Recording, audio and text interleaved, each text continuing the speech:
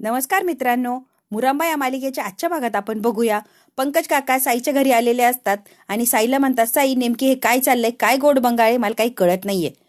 अहो पंकज भाऊ, तुम्हाला सांगण्याचा तोच प्रयत्न करतो. इतकं मोठं हे आहे ना कोढं की तुम्हाला ते सोडवण्यासाठी मी बोलवलंय. आपण एकत्र आलोय म्हणजे आता हे कोढं आपल्याकडून सुटणार.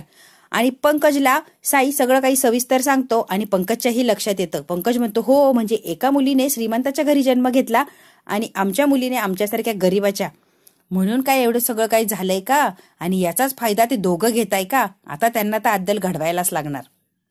साईची आई म्हणते, अरे माय काय चाललंय हे, मला तर काय समजून नाही राहिलं. साई म्हणतो, माय डबल रोल पिक्चरमध्ये पाहतो ना आपण, तसा डबल रोल इथे, म्हणून तर सगळा गोंधळ आहे. रमा आणि माही दोघी जुळ्या आहेत, अगदी एकसारख्या दिसतात. एक श्रीमंत आणि रमा यांच्या घरी आपल्यासारखी, म्हणून हा सगळा गोंधळ चाललाय आणि याचा फायदा लोक तिसरंच उचलताय. जुळी नाही म्हणता येणार, फक्त एकसारख्या दिसतात एवढं मात्र म्हणा. ही आमच्या घरी आणि ती त्यांच्या घरी, त्यामुळे जुळं म्हणण्याचा प्रश्नच येत नाही. पण आमची रमा जेव्हा हरवली ना, त्याच्यानंतर काही दिवसांनी ही माही आली आणि माहीला आम्ही आमच्या जावई बापूंच्या समोर उभी केली आणि सगळं काही सुरळीत आहे असं दाखवत आलो, तेही आत्तापर्यंत. आजपर्यंत रमा मेली असंच मला वाटत होतं, पण जेव्हा मी डिलेव्हरी करायला गेलो ना गादीची तिथे, तेव्हा मला आवाज आला माझ्या रमाचा, आणि माझ्या रमाचा आवाज मी कधीच विसरणार नाही किंवा मला भासही होणार नाही. लक्षात आलं की रमा जिवंत आहे, पण मला तिला बघताही आलं नाही किंवा माझ्याकडे असा काही ठोस पुरावा सुद्धा नाही की ती रमा होती आणि तो रमाचाच आवाज होता. मी फक्त आवाज ऐकला, तिला प्रत्यक्षात काही बघितली नाही. साई म्हणतो, पंकज भाऊ तुम्हाला ज्या घरामध्ये आवाज आला ना रमाचा, ते घर माहीच आहे. आणि लगेच आता साईला सगळं काही आता धागेदोरे लागलेले असतात. बाप्पा आत्ता कळू राहिलं ना मला, सगळ्याच्या पाठी ती माई आहे आणि सगळं काही माई करू राहिली आणि आपल्या रमाचा फायदा घेऊ राहिली. हा सगळा काय डाव आहे ना त्या माईचा आहे. लवकरात लवकर अक्षय मुकदमांच्या कानावर हे सगळं घालायला पाहिजे आणि रमाला सुखरूप आपल्या घरी आणायला पाहिजे. पंकज काका तुम्हाला कसं वाटतंय? देविका नील मस्त कॉफी पीत बसलेले असतात आणि रमा देवपूजा करत असते. नील म्हणतो, काय रे ही देवपूजा करतीये का? बरी नाही का? डोक्यावर परिणाम झाला हिच्या? अरे नील, मलाही तोच प्रश्न पडलाय, आपण यांना किडनॅप केलंय की ह्या पिकनिकला आल्या आपल्या घरामध्ये? अरे मस्त एन्जॉय करताय, देवपूजा हे काय नाटक आहे? ही चर्चा करतच असतात. तितक्या तिथे रमा येते पूजेचं ताट घेऊन आणि म्हणते, उद्या तुमच्यासाठी खूप महत्वाचा आणि मोठा दिवस आहे. सगळ्यात महत्वाचा दिवस असल्यामुळे तुम्ही देवाचे आभार मानायला हवे. वरून माही आली असती. माही म्हणते, एक्झॅक्टली, यांनी खरंच देवाचे आभारच मानायला पाहिजे. इतकी मोठी प्रॉपर्टी यांना कायमची मिळणार आहे. माही म्हणते, आजच वकील साहेब येणार होते आपल्याला भेटायला, पण नाही, उद्या येणार आहे. त्यामुळे आपल्याकडे एक दिवस तर आहेच आणि मग आपण आपल्याला हवंय तसं तर वागायला हवंय ना. मग आजचा दिवस एन्जॉय करायला काय हरकत आहे? देविका बरोबर बोलतेय ना मी? मला हवंय तसं वागायला जर दिलं नाही ना देविका नील, तर मी सही करणार नाही. कळतंय तुम्हाला? त्यामुळे मला जसं हवंय तसंच वागायला मिळणार आणि तेही तुम्ही न त्रास देता. कळलंय का देविका? देविका रागाने बघत असते माहीकडे. रमा म्हणते, प्रसाद घ्या. ए रमा, तू प्रसाद देऊ नको, मी प्रसाद देणार आहे यांना. देविका हात पुढे कर. माही तू काय करतीये? देविका हात पुढे कर. देविका आता घाबरलेली असते, नीलकडे बघते आणि हळूच हात समोर करते. देविकाला बळजबरीने हात समोर करायला लावते आणि इतकी जोरात तिच्या हातावर छडी बसवते की बस आता दुसरा कर, दुसरा. नील म्हणतो, माही तू काय करतीये? माही नीलकडे लक्ष देत नाही आणि देविकाला दोन्ही हातावर खूप जोराने मारत असते. देविकाला इतक्या जोरात मारलेलं असतं माहीने. माही म्हणते, देविका कसं वाटतंय ग? छान वाटतंय का तुला? अगं तू जो त्रास दिलाय ना रमाला, त्याचा बदला घेतल्याशिवाय सह्या तर मी करणार नाहीये. मला जेव्हा वाटेल की आता बदला पूर्ण झालाय तेव्हाच मी सह्या करणार. त्यामुळे तुला हे सगळं सहन करायलाच लागणार आहे देविका. माही जेव्हा असं म्हणते तेव्हा रमाला सगळं आठवायला लागलेलं असतं. देविकाने तिला किती त्रास दिला नीलने आणि तिने दोघांनी तिला किती मारलेलं असतं आणि किती टॉर्चर केलेलं असतं. अक्षयच्या घरी पंकज काका आणि साई आलेला असतो. आता सगळं काही अक्षयला सांगायचं असतं रमा आणि माहीच्या विषयी, म्हणून ते दोघं आता अक्षयला भेटायला त्याच्या घरी आलेले असतात. अक्षय फोनवर बोलत असतो. साई येतो आणि त्याच्या खांद्यावर हात ठेवतो. अक्षय भाऊ, अरे बापरे तुम्ही, आणि फोनवर लगेच म्हणतो, मी तुम्हाला नंतर फोन करतो, आता जरा महत्वाची लोक आलीत माझ्याकडे, आणि फोन कट केलेला असतो अक्षयने. इतका आनंद होतो पंकज काका आणि साईला सोबत बघून. तुम्ही एकमेकांना ओळखता? तुमची ओळख आहे पहिल्यापासून? जावई बापू, ह्या सगळ्या प्रश्नांची उत्तरं नंतर देणार आहे. आता जे सिक्रेट सांगायला आलोय ना आम्ही दोघं, ते आधी ऐकून घ्या. पंकज काका जेव्हा म्हणतो की जावई बापू तुम्हाला सिक्रेट सांगायचंय, ते मात्र सीमाने ऐकलेलं असतं आणि सीमा आता पटकन यांच्याकडे बघायला लागलेली असते. तिला कुठेतरी शंका आलेली असते, तिला एक धक्काच बसतो, नेमकी आता हे काय सांगणार आहे अक्षयला. अक्षय म्हणतो, सिक्रेट? कुठलं सिक्रेट सांगणार आहे तुम्ही? काका मी काय विचारतोय, सिक्रेट कुठचं? इकडे माही देविकाला आणि नीलला खूप त्रास देत असते आणि आता विचार करते आता काय शिक्षा देऊ देविकाला, म्हणजे तिने जे केलंय ते थोडं थोडं तिला काहीतरी आठवेन आणि वाईटही वाटेल. काय देऊ ग रमा, सांगतीस का मला आता यांना काय शिक्षा द्यायला पाहिजे मी? देविका म्हणते नील हिला वेळेत थांबवा, आता जरा जास्त करते, ती डोक्यावरून पाणी चाललंय. नाही देविका, मी माहीला अजिबात थांबवणार नाही. मी रमाला कायमची संपवणार, म्हणजे ऑटोमॅटिक माही शांत बसणार. नील लगेच रमाकडे चाललेला असतो. माही त्याला पट्टीने खुणवते मागे व्हायचा. नील लगेच मागे यायचं, नाही तर मी वकील काकांना लगेच सांगेन हा नील आहे ना आमच्यातला नाहीये आणि त्याचा आणि आमचा काही एक संबंध नाहीये. हा बळजबरीने आमच्या घरात घुसला आणि आम्हाला ब्लॅकमेल करून त्रास देतोय. त्यामुळे नील मागे व्हायचं लगेच. आणि नील घाबरलेला असतो आणि पटकन मागे होतो. सांगू का नील, पटकन सांग, मी सांगू का वकील काकांना? नील म्हणतो का ग, तुझं हे सगळं वकिलांना सांगितल्यावर या रमाला सोडून देणार आहे का मी? तू सांग किंवा नको सांगू, मी हिला जिवंत सोडणार नाहीये. बघ मी हिला काय करतो. माही म्हणते बापरे नील, घाबरले की मी, नको रे अशी धमकी देऊ. मी किती घाबरते आणि त्याहून रमा तुला जास्त घाबरते, त्यामुळे प्लीज धमकी देऊ नको रे. घाबरलो आम्ही. काय रे नील, चिडचिड होतीये की घाबरला? आणि वेडा आहेस का थोडा? पैशाशिवाय तुला काही दिसतच नाही का? फक्त पैसा आणि पैसाच दिसतोय, बाकी काही तुला दिसत नाहीये? आंधळा बिंदळा झालं की काय? अरे काही डोकं बिकं चालतं का? हिला जर मारून टाकलं तर खुनाच्या आरोपाखाली जेलमध्ये जाऊन बसणार ना, तिथे खडी फोडायला लागणार. मग काय रे, पैसा नाही, आयुष नाही, काहीही नाही, माही सुद्धा नाही समोर त्रास द्यायला. रमा तर मेलेलीच असणार. मग काय रे, आयुष्यभर खडीच फोडणार का? पैशामुळे इतका आंधळा झालाय का बुद्धी सुद्धा बंद पडलीये तुझी? तू केल्यावर काय होणार याचे परिणाम सुद्धा कळत नाहीये का? लागलाय लगेच रमाला मारायला, जरा शुद्धीत ये. नॉनसेन्स. आणि काय काय देविका, तुझं काय, तुला काय करायचंय? जशी तू सेम रमासोबत वागली, तिला जसा त्रास दिला, जसं टॉर्चर केलंय ना, सेम सगळं काही तुझ्यासोबत करणार आहे देविका मी. आणि तुला सगळं काही सहन करायला लागणार आहे. नाही सहन केलं तर तुला माहितीये माही कुठल्याही पेपर्सवर सही करणार नाही, त्यामुळे सगळं काही तुला सहन करायला लागणार. बरं अक्षय या दोघांना सारखं विचारतो कसलं सिक्रेट सांगायला आले? अरे सांगून तरी टाका पटकन. जावई बापू असं आहे ना. साई म्हणतो तुम्ही जरा थांबा, मीच सांगतो पटकन. त्यांनी काही सांगायच्या आधी सीमा आलेली असते. सीमा म्हणते अरे अक्षय, आतमध्ये येऊन बोला की, उन्हातानाचं काय बोलताय तुम्ही? आतमध्ये निवांत बसा आणि मग गप्पा मारा. चला या बरं सगळ्यांनी आतमध्ये. ते बिचारे उन्हाचे चालत आले रे, इतकं ऊन आणि इतकी गरमी. आतमध्ये या, छान सरबत करून देते, निवांत बसून गप्पा मारा. सीमा त्यांना बळजबरीने आतमध्ये बसवायला बोलत असते. अक्षय म्हणतो अगं आई काय तुझं मध्येच? अगं हा साई आपल्याला देवळात भेटला होता, अरे आठवतंय रे मला. तुम्ही आतमध्ये या रे आधी, या चला आतमध्ये. सीमाने बरोबर दोघांनाही आतमध्ये बसायला बोलवलेलं असतं. आता सरबत प्यायचं किंवा सीमा त्यांना बोलूच देणार नाही, तिच्या गप्पांच्या नादामध्ये त्यांना गुंडाळून टाकणार. इकडे नीलची आणि देविकाची चांगलीच फजिती लावलेली असते माहीने, आणि रमा फक्त गालातल्या गालात हसत असते. आता तिने नीलला कोंबडा बनवलेला असतो. रमा म्हणते माही तू काय करतेयस, हे योग्य नाहीये किंवा चांगलं सुद्धा नाहीये, प्लीज हे सगळं थांबव. अगं काय म्हणजे काय, कोंबडा आहे? हे नीलला आहे ना सारखं घोड्यासारखं पळायचं असतं. घोडा कसा स्पीडमध्ये पळतो तसं याला स्पीडमध्ये पळायचं असतं आणि समोरची वस्तू त्याला हातामध्ये घ्यायची असती, लगेच त्याची करायची असती.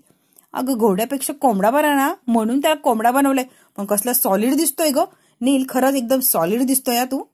माही म्हणते कसला गोड दिसतोय रे तू. पण आता देविकाचं काहीतरी करायला लागणार. देविका तुझं काय करू ग नेमकी मी?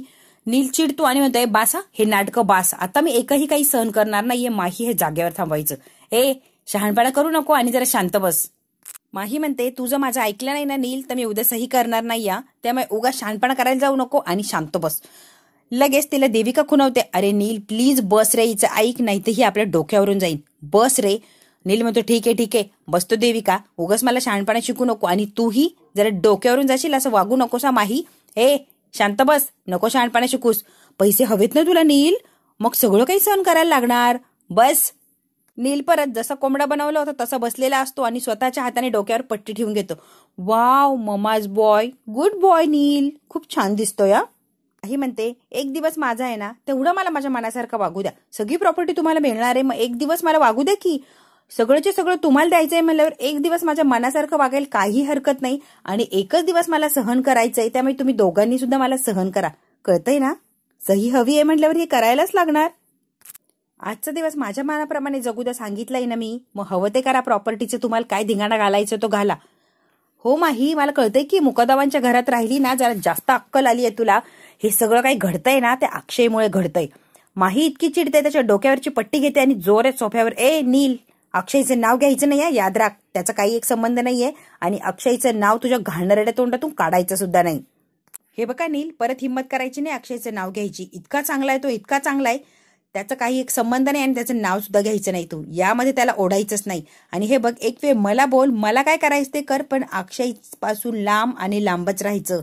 कळतंय ना तुला? इकडे आतमध्ये बसवलेले असतं सीमानी आणि त्यांना चहा पाणी सरबत काय हवंय ते करत असते. साई म्हणतो, काय आहे ना अक्षय भाऊ, काय मस्त तुमच्या बायकोची आणि माझी भेट राहून जात्या. कधीच मी आलो की आम्हाला भेटत नाही. असं काय हो, का आम्हाला भेटत नाही एकमेकाला? अक्षय म्हणतो, अहो आता काय सांगू, आज तरी भेटणार आहे ना अक्षय भाऊ? अक्षय म्हणतो, नाही, ते आता ती थोडंसं काम आहे म्हणून ती माहेरी गेलेली आहे. नक्की आज तुमची भेट झालीच असती, पण ती माहेरी गेली आहे ना, त्यामुळे आज खरंच तुमची भेट होऊ शकत नाही. काय हो अक्षय भाऊ, कायमच आमची भेट होत नाही? सीमा लगेच तिथे, ती माहेरी गेलीये ना म्हणून तर. काय काय पंकज काका, तिला तिकडेच ठेवली आणि तुम्ही इथं आला, तिला घेऊन तर यायचं ना. जावई बापू, मी तुम्हाला ते सांगायला आलोय आणि तुम्ही माझं ऐकूनच घेत नाहीये. आहे ना भाऊजी, सरप्राईज द्यायचंय म्हणून थांबली आहे ना ती. अक्षयसाठी मोठं सरप्राईज आहे, बरोबर आहे की नाही? हा, बरोबर बोलताय त्या. साई म्हणतो, काय बरोबर बोलताय त्या? तुम्ही जरा शांत बसा पंकज काका. साई बोलायला लागलेला असतो. सीमा लगेच म्हणते, काय हवंय का? सरबत छान आहे ना, काही कमी जास्त नाही त्याच्यामध्ये, तुम्हाला आवडलंय ना? सीमा या लोकांना काही बोलूच देत नाही, त्यांचं एकही वाक्य पूर्ण होऊ देत नाही, म्हणून तिने आतमध्ये बसून त्यांना निवांत बोला असं सांगितलेलं असतं. माहीने रमासाठी सगळं काही आणलेलं असतं. बांगड्या, कानातली, साडी, अक्षयला जे जे आवडतं सगळं काही तिने रमासाठी आणलेलं असतं. आणि रमाला म्हणते, हे बघ, हे सगळं घालायचं, इतकं सुंदर तयार व्हायचं आणि अक्षयला भेटायला जायचं. अक्षय तुला बघून अगदी आनंदी झाला पाहिजे आणि शॉकच बसला पाहिजे. इतकं सुंदर तयार हो आणि अक्षय समोर जा, करशील ना माझ्यासाठी? रमा आता गालातल्या गालात हसायला लागलेली असते. इकडे नील आणि देविका इतका राग येत असतो की बस, पण त्यांचे हात बांधलेले असतात, कारण त्यांना त्याच्याकडून सही हवी असते आणि तिला जर त्रास दिला, तिला जर टॉर्चर केलं तर सही मिळणार नाही आणि सगळ्या याच्यावर पाणी फिरणार हे त्यांना माहिती असतं. त्यामुळे माही जे करते ते मुक्काट्याने सहन करत असतात. पण ती जेव्हा वर गेलेली असते आता रमाला घेऊन, तेव्हा मात्र हे चिडचिड करतात आणि राग व्यक्त करतात. नील तर घरातल्या वस्तू फेकून देत असतो आणि बडबड करत असतो. देविका, तुझ्या लक्षात आलं का, ही माही पूर्ण वेडी झालीये अक्षयच्या प्रेमात. सगळी प्रॉपर्टी आपल्या नावावर करणार, मग काय हिचं अस्तित्व काय, हिला जगण्याचं साधन काय? आणि त्या अक्षयसाठी तर पूर्ण वेडी झालीये. तू बघितलंय ना देविका, अगं तिच्या बोलण्यातून, चालण्यातून, वागण्यातून सगळं काही अक्षय अक्षय आणि अक्षयच्या प्रेमात पूर्ण बुडालीये हे आपल्याला स्पष्ट कळतंय. पूर्ण वेडी झालीये ती. आता आपल्या नावावरती प्रॉपर्टी करणार, मग तिचं काय आणि तिचं पुढे ती काय करणार? प्रश्न पडलाय ना तुला सुद्धा? अक्षयच्या प्रेमामध्ये सगळ्या प्रॉपर्टीचा, सगळ्या याच्याचा त्याग करायला निघलीये ती. एवढं आईश आराम सगळं काही त्याग करून फक्त त्याच्या प्रेमासाठी एक गुड गर्ल वागायला निघलीये. मूर्ख आहे ती आणि खरंच बावळटच झालेली वाटते देविका मला. देविका म्हणते, फक्त एक दिवस रे नील, एक दिवस तिला सहन करायचं, आयुष्यभर आईश करायची. एक दिवस एवढं तिला सहन केलं की बघ तिचा कायमचा पत्ता कट करायचा. हे बघ, एक दिवस, फक्त एकच दिवस राहिलाय नील, तेवढं तू शांत बस गड्या. तिने एकदा सही केली आणि रमाकीर अक्षयकडे निघून गेली की माहीला आहे ना मी बघ काय करते. ए देविका, तू काय करायचं नाही, या तिच्या अंगाला सुद्धा हात लावायचं नाही. मी संपवणार माहीला कायमची. इतका त्रास दिलाय ना, इतकी डोक्यात गेली आहे ना माझ्या ती. माहीचा पत्ता कसा कट करतो ना देविका, तू बघतच राहा. आणि हे शुभ काम हा नील करणार स्वतःच्या हाताने. त्यामुळे देविका, तू एकदम शांत बसायचा. सीमाने पंकज काकाला आणि साईला अक्षय सोबत काही बोलू दिलेलं नसतं किंवा काही सिक्रेट सांगायला आले ते सिक्रेटही सांगू दिलेलं नसतं. मध्ये मध्ये सारखी बडबड करून तिने त्यांना बोर केलेलं असतं. ते बिचारे सरबत पितात आणि बाहेर निघून आलेले असतात. पंकज काका म्हणतो, साई भाऊ, नेमकी काय चाललंय ना, काही कळत नाहीये, माझं डोकं तर बंद पडायला लागलंय. काय घडलं असेल नेमकी? माहीने रमाला किडनॅप केलं असेल की तिला त्रास देत असेल की वेगळंच काय घडलं असणार आहे? साई म्हणतो, तुम्हाला सांगू का मी, मला तर पूर्ण खात्री आहे रमा जिवंत आहे आणि माहीने स्वतःच्या फायद्यासाठी रमाला किडनॅप करून ठेवलंय स्वतःच्या घरी. तिचा काहीतरी फायदा असणार म्हणून तर आपल्या रमाला तिने किडनॅप करून ठेवलंय ना. ही माही इतकी पोहोचलेली दिसतीये ना की बस. सीमाच्या घरी सगळ्यांची मीटिंग भरवलेली असती आणि सीमा म्हणती, साई म्हणजे तो अक्षयचा मित्र आहे, आम्हाला मंदिरात भेटला होता आणि पंकज काका दोघंही ना काहीतरी वेगळं सांगायला आले होते अक्षयला. सारखे म्हणायचे, तुम्हाला आहे ना अक्षय भाऊ सिक्रेट सांगायचंय, सिक्रेट सांगायचंय. पण मी मात्र काय सिक्रेट आहे ना त्यांना सांगूच दिलं नाही. मध्ये मध्ये बोलून त्यांचा सगळा प्लॅन विस्कटून टाकला अक्षयचा आणि त्यांचं कॉन्टॅक्टच होऊ दिलं नाही. पण नेमकी काय सिक्रेट असेल रे, मला तितकं टेन्शन आले. असं काय माहिती आहे त्यांना की डायरेक्ट येऊन अक्षयला सांगावं असं वाटलं आणि हिंमत करून ते सांगायला सुद्धा आले रे. पण ऐन वेळेला तिथं मी होते त्यामुळे त्यांना काही अक्षयला सांगता आलं नाही आणि अक्षयला सुद्धा काय आहे ते काहीच कळालं नाही. त्यामुळे आत्ताची वेळ तर आपण सावरली आहे. पण पुढे कुठे काही भेटलं किंवा अचानक जे यांनी काही सांगितलं तर मग मात्र अवघड होणार बाबा. आता काय करू नये, मला तर टेन्शन आलंय. घरातलं प्रत्येक जण आता टेन्शनमध्ये असतं, नेमकी हे काय सांगायला आलेले असतात अक्षयला. आनंद म्हणतो, आई कशाला काळजी करते, अगं सहज आली असती. नाही रे आनंद, मी काही वेडीबिडी नाही आहे. मी तिथे पोहोचले ना तेव्हा काहीतरी महत्वाच्या विषयावर बोलायला आले होते. तितक्यात मी विषय बंद केला आणि त्यांना आतमध्ये बोलवलं आणि मग आत आल्यावर तर मी काही बोलूच दिलं नाही. त्यामुळे सगळं सावरलं. आनंद, उगाच माझी समजूत काढू नको. माही आणि रमाचं सत्य सांगायला आले ना ते मला असंच वाटत होतं. अभिषेक म्हणतो, अगं नाही ग, काही नको विचार करू यार तू. अभिषेक म्हणतो, पंकज काका आणि तो मुलगा नेमकी यांचा काय संबंध, हे ते सांगायला आले. हे तर काय गॅरंटीने सांगू शकत नाही आपण, पण दोघांचा संबंध काय आणि दोघं एकत्र कसे आले अक्षयला सांगायला. सीमा म्हणते, एक्झॅक्टली मलाही तोच प्रश्न पडलाय. हे दोघं एकत्र कसे आले, यांची ओळख कशी झाली आणि एक विचाराने हे अक्षयला सांगायला नेमकी काय आले होते. इकडे मस्त रमा माही गप्पा मारत असतात, एन्जॉय करत असतात, कारण शेवटचा दिवस असतो. उद्या सकाळी सगळं काही जिकडे तिकडे होणार असतं.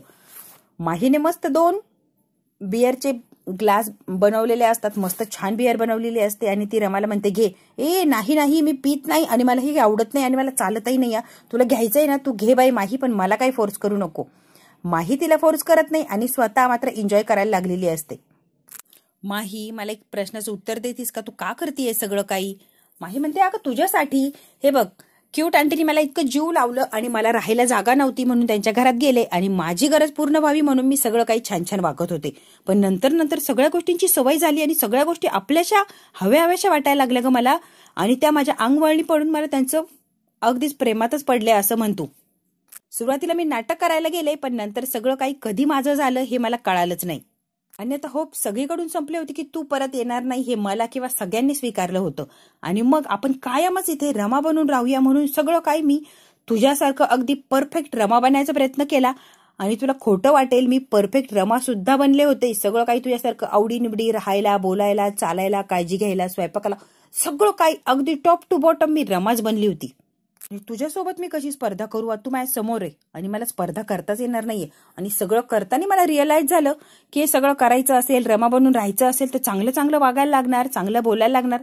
आणि ते माहीला शक्य नाहीये. म्हणजे जितकी तू चांगली आहेस तितकी मी चांगली वागू शकत नाही, कारण मी माही आहे. आपल्या दोघींमध्ये हा तर फरक आहे ना.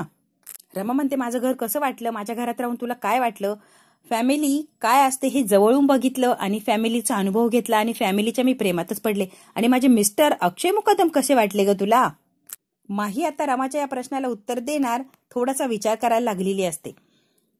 मित्रांनो, आपण पुढच्या भागात काय होणार थोडक्यात बघूया. आजीची, अभिषेकची आणि सीमाची मीटिंग भरलेली असते आणि आपण एखादं लीगल डॉक्युमेंट करू. मी रमा म्हणून अक्षय मुकदमच्या घरी जरी राहत असले तरी मी माही आहे, मी रमा नाही, असं एखादं डॉक्युमेंट आपण तयार करावं आपल्या सिक्युरिटीसाठी. तुम्हाला कसं वाटतंय. आजी अगदी बरोबर बोलतीये तू.